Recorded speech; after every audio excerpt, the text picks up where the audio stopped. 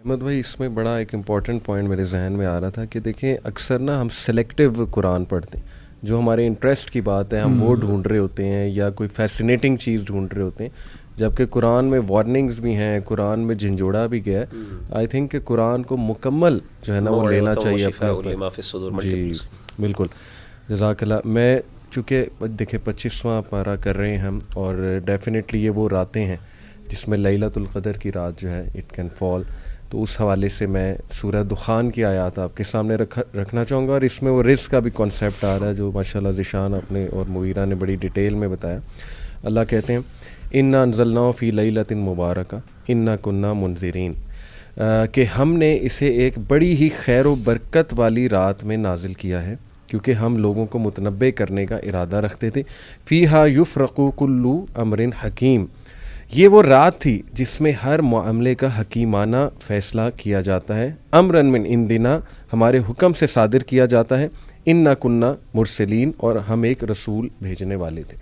तो लैलतुल क़द्र की जो स्पेशलिटी है इंशाल्लाह वो मैं क्विकली रखना चाहूँगा ऑडियंस के सामने, लेकिन उससे पहले ये जो है वर्स नंबर 4, इसकी तफसीर इब्न कसीर के हवाले से मैं जो है ना वो रखना चाहूँगा कि इससे मुराद क्या है कि उस रात जो है वो हर मामला अल्लाह की तरफ से हकीमाना फ़ैसला जो है वो अल्लाह के अमर से सादर किया जाता है। इससे मुराद क्या?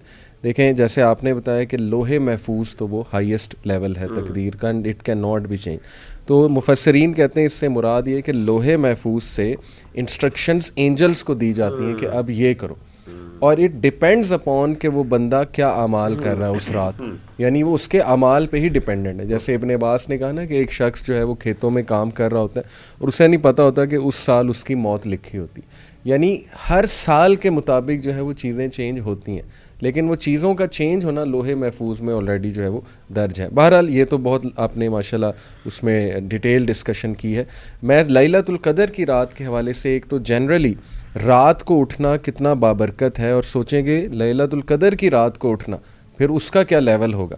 सिर्फ रात के उठने के लेवल को हम अंदाज़ा लगा लें कि नबी अकरम सल्लल्लाहु अलैहि वसल्लम, हज़रत आयशा कहती हैं, एक दिन एक रात उठे और कहा सुबहान अल्लाह, what tribulations have come down tonight, what treasures has come down tonight, who will wake up the dwellers of the apartments, there may be women who are clothed in this world and naked in the hereafter. Sahih Bukhari की हदीस।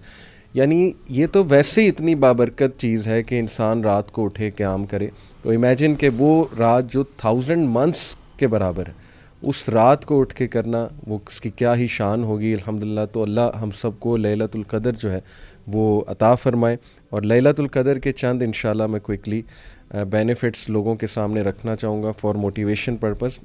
सबसे पहली बात, ये वो रात है जिस रात कुरान मजीद नाजिल हुआ, यानी बहुत इज़्ज़तों वाली जो है वो रात है अल्लाह की तरफ से।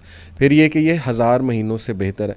फिर ये कि अल्लाह सुब्हानहू तआला ने इसको मुबारक कहा है सूरह दुखान की रोशनी में, और मुबारक की वजह, अच्छा इस पर एक इंटरेस्टिंग मैं ओपिनियन आपको बताता हूँ, ये हमारे इस्लाफ़ का ओपिनियन है। अल खलील इब्न अहमद कहते हैं कि इट वाज कॉल्ड लैलतुल क़द्र because the earth is constricted by the great numbers of angels on that night, and क़द्र मीन्स कंस्ट्रिक्शन।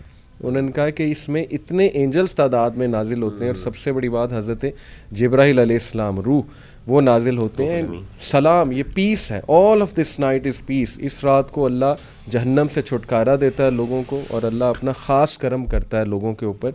और फिर जो है इसमें कि अल्लाह तमाम गुनाह पिछले साल के लेके जो अगले साल तक के गुनाह हैं अल्लाह सुब्हानहू व तआला वो माफ़ फरमाता है, जो भी नेक नियति के साथ और अल्लाह के लिए जो है इस रात को इबादत करता है। तो अल्हम्दुलिल्लाह जी, हम बड़े लकी हैं, अल्लाह ताला हमें इसकी तौफीक दे कि हम लैलतुल क़द्र पा लें। अच्छा इख़वान, बस वक्त ख़त्म हो गया। मैं इंशाल्लाह एक छोटी सी रिफ्लेक्शन शेयर करना चाहता हूँ आयत नंबर 40 से, लेकिन इससे पहले एक छोटी सी बात यह है कि जब भी इंसान पर कोई ज़्यादती होती है तो डेफ़िनेटली 4 रवैये सामने आते हैं, यानी 4 रिस्पॉन्सेस पॉसिबल होते हैं। एक होता है ज़ाहिर है कि एक बंदा जो है उसको माफ़ कर दे, एक होता है बंदा बदला ले ले, तीसरा होता है कि इंसान उससे बढ़कर ज़्यादती करे जिस तरीके से आमतौर पे होता है, और चौथी चीज़ ये है कि इंसान जो है उसके साथ नेकी करे, कोई एहसान कर दे, यानी उससे ज़्यादती की लेकिन on the return on the contrary इंसान उसके साथ एहसान करे। तो ये आयत नंबर 40 है सूरह शूरा की। अल्लाह ताला फरमाते हैं वजज़ाउ सय्यअतिन सय्यअतुम मिथलुहा, कि बुराई का जो बदला है वो बुराई है, यानी उसके बराबर फ़मन आफ़ा, जिसने माफ़ कर दिया, व अस्लहा, और इस्लाह कर दी, फ़अजरुहु अला, उसका अजर अल्लाह पर है, इन्नहु ला युहिब्बुज़्ज़ालिमीन, अल्लाह ताला ज़ालिमों से मोहब्बत नहीं करते। तो शेख अब्दुर्रहमान अस्सादी रहिमहुल्लाह, जो तफसीर अस्सादी के मुसन्निफ़ हैं, वो फरमाते हैं कि यहाँ पे अल्लाह ताला ने, वैसे उन्होंने 3 रिस्पॉन्सेस बताए लेकिन मैंने उसको 4 में डिस्ट्रीब्यूट कर दिए।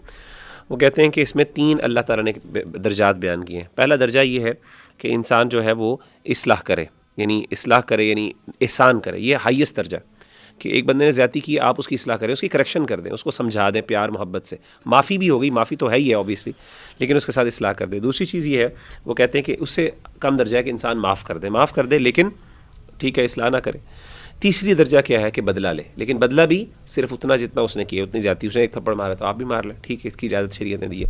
और चौथी चीज़ जो है वो है जुल्म, और उन्होंने कहा इन्नहु ला युहिब्बुज़्ज़ालिमीन, अल्लाह ताला ने इन चारों चीज़ों का यहाँ पर जिक्र किया। तो सय्यतिन सय्यतुन मिथलुहा से बराबरी, और आफ़ा से हो गया माफ़ कर देना, असलहा से जो हाईएस्ट दर्जा है कि इंसान इस्लाह कर दे, और इन्नहु ला युहिब्बुज़्ज़ालिमीन से उन्होंने साबित किया कि जुल्म जो है उसकी इजाज़त नहीं है। तो ये 4 रिस्पॉन्सेज अल्लाह ताला ने इस आयत के अंदर माशाल्लाह कंपैक्ट करके बयान कर दिए। जज़ाकल्लाह।